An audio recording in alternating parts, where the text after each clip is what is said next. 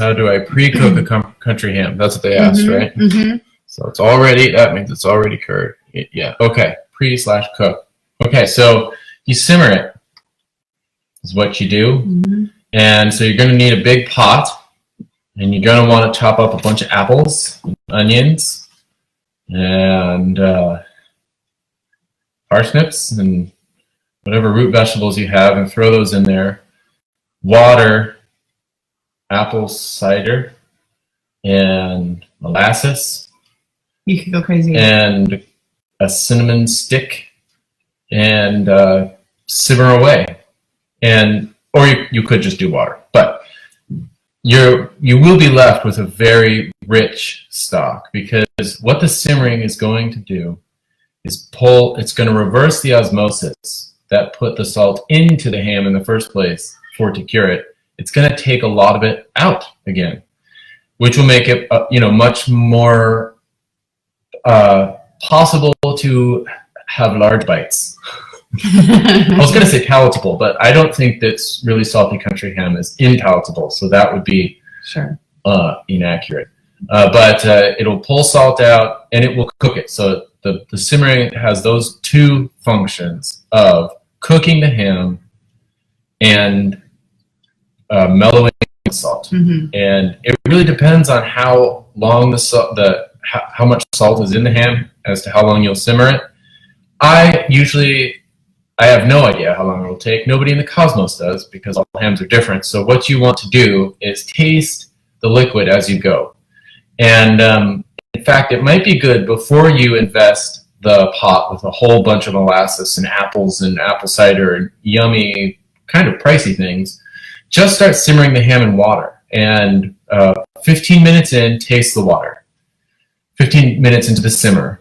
And if it is just like knock your socks off, desiccate your tongue salty, dump the water, and then do your fresh application of unsalty, apple cider vinegar and hard apple cider. Why not? Yeah, both. Mm-hmm. And water and molasses, and that's stuff. Kind of a new fresh. Yeah, and that will, and that ham juice will be less salty, and you'll pull more salt out of the ham.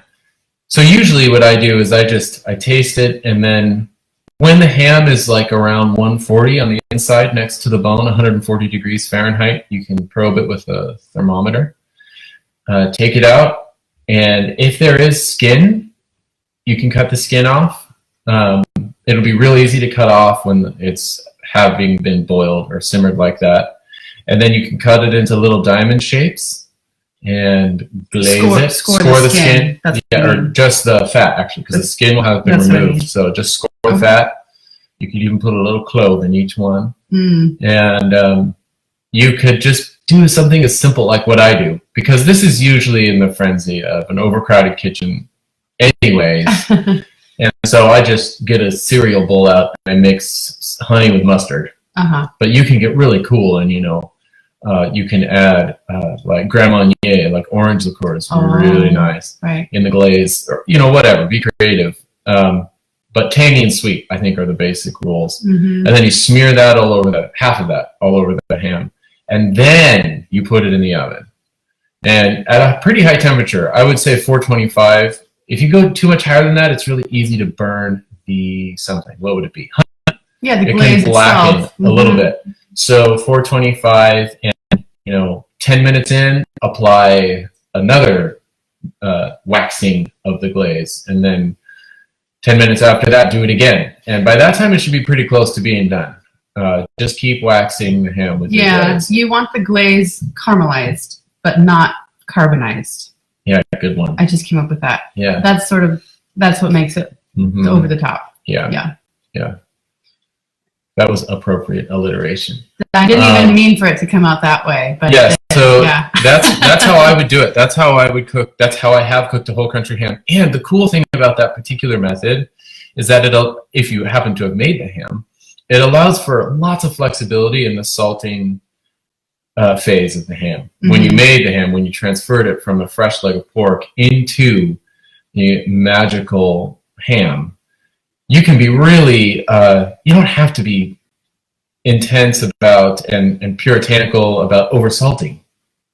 You can have a way salty brine, and you can leave it in there much longer than you thought because, you know, life happens and gets in the way, and you can't get the ham out when you really want to, or something, and it's over salted. It doesn't matter, because that simmering step, again, in the kitchen, you can pretty much fix anything if you cure things simply.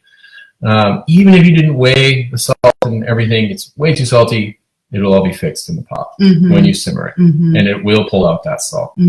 So yeah, I like that method too, that approach, because it gives you peace of mind too for all those people in the kitchen that are asking, oh, when is it done? Is it too undercooked? Is it overcooked? I don't know. But if you have that 2-stage process of simmering, and you know when it's done in usually a couple of hours, because you've been tasting the liquid it's cooking in, and so you know when it's, you know, more fresh tasting, that it's done. Yeah. And you've equalized the salt. And then when you are baking it, you're not cooking it anymore. Yeah. You're just getting that glaze to really caramelize, and it's like locking everything in. It's just the outside. You're just waxing some flavor on the outside. Yeah.